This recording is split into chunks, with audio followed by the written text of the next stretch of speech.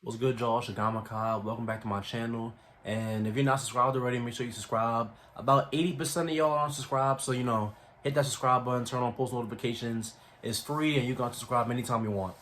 But yeah, today in this video, we're gonna talk about the downfall and huge decline of Blake Griffin, because this season the Detroit Pistons are one of the worst teams in the NBA, so nobody's really heavily watching their games and critiquing their players. I've been dipping my head in to Pistons games trying to see Killian Hayes and one of my favorite players, Derrick Rose. But one thing that I noticed was that Blake Griffin is having one of the worst seasons of his career. Blake Griffin is averaging about 13 points on 11 shots per game. She's shooting 38% from the field and 32.9% from three.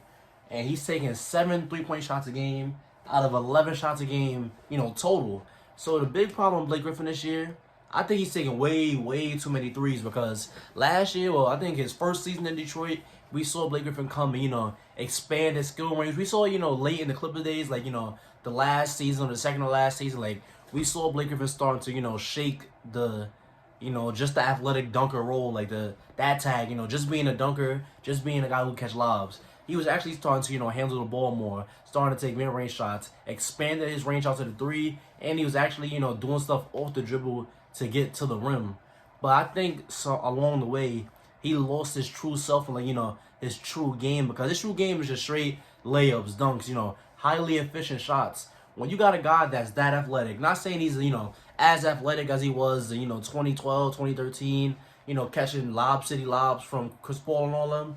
I'm not saying he's that level of athlete, but he's still a high enough level athlete to the point where he should be able to get to the rim, get these good, nice, easy looks, and he should not be averaging, quite frankly, he should not be averaging 13 points. Getting paid all that money, getting paid all that bread, he should not be averaging 13 points.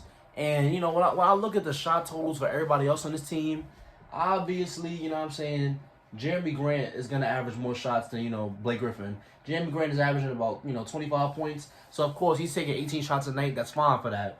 But one of the things that kills me the most, and Derrick Rose is my guy. I love Derrick Rose. Derrick Rose is really, Chicago Bulls legend. I love me some Derrick Rose. Derrick Rose is averaging 13 shots per game. Blake Griffin is averaging 11 shots per game. Who comes off the bench on that team and who starts for that team? I'll give you a chance to answer in the comments. Blake Griffin as a starter should not be averaging less shot attempts per game than Derrick Rose, the sixth man off the bench. That doesn't make any sense to me. And we really watched the Detroit Pistons play, and you've heard the announcers say a little bit, Blake Griffin is playing lethargic, like he's not really engaged. And if Blake Griffin is not scoring at a high clip, he's not defending in an elite way either. What is his true value? Because I would say, the Pistons should just trade him, but he has no value in their trade, and they kind of just stuck with that huge contract. And I don't think they're going to buy him out, because that wouldn't make any sense. But Blake Griffin is stuck in this weird thing where, like, the Pistons decided to, go into tank mode. They decided to, move on with trying to make Andre Drummond the center of a championship team. And he just got stuck with whatever was left in Detroit. And now Jeremy Grant is having a great season. Derrick Rose is having a solid season. But everybody else is just... Obviously, the Detroit Pistons are in tank mode. They signed 1,000 centers this summer. One of those centers was not Christian Wood, who's having a great season in Houston. And Blake Griffin did not get the same treatment that Andre Drummond got. Andre Drummond's value is very clear and very cut.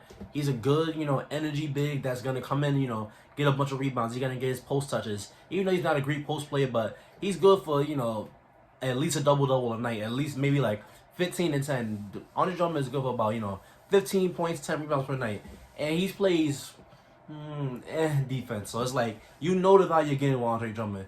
With Blake Griffin, he's horrible on defense. He has short arms. And he's not amazing, sliding his feet and really, going out to the perimeter, guarding those guys.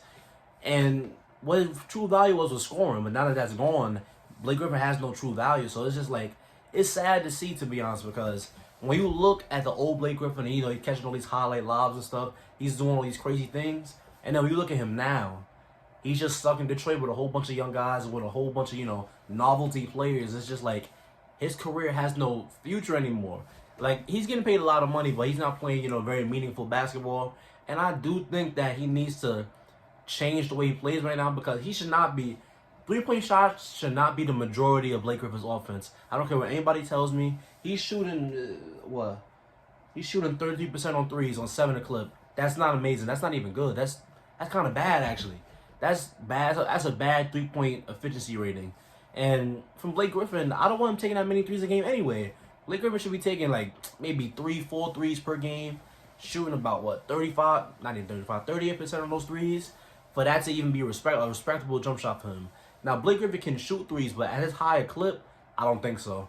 And you know, when you got Jeremy Grant getting more touches, when you got, you know, other guys getting more touches than Blake Griffin, and Blake Griffin not even looking like he wants to be in Detroit, that's where the whole problem comes. So that's what I think is wrong with Blake Griffin. Let me know in the comment section below what you think is wrong with Blake Griffin, and let me know if you think that he can, you know, come back with something like this, because I was really looking forward to watching Blake Griffin. He was finally healthy, and I knew that this new skillful Blake Griffin, who can actually, you know, dribble, who can get to spots on the court, you know, who can get to the rim or whatnot, I really had high hopes for him, and I'm not really sure what's going on.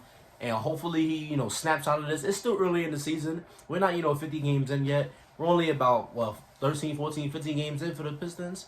So I'm not really scared, you know what I'm saying, of Blake Griffin, you know, being this way for the whole season. But by the way it's looking and by the way he's playing, it does not look like he's interested in playing basketball for the Detroit Pistons any longer. But yeah, if you stayed in this video, thank you. Don't forget to like, comment, and subscribe. And I'll see you on the next one.